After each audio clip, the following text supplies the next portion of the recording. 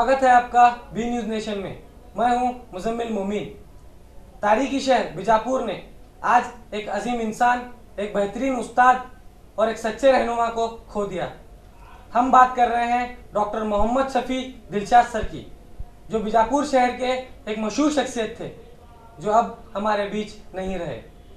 इन्होंने तालीमी मैदान में नाकाबिले फरामोश खिदमत अंजाम दिए हैं, जिन्हें हमेशा याद रखा जाएगा।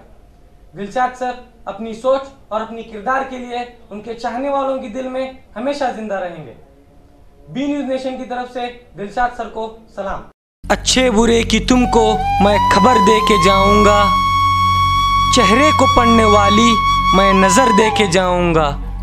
यारों, मैं इस ज़माने का ऐसा संग तराश हूँ कि पत्थरों को भी बोलने का हुनर दे के जाऊंगा।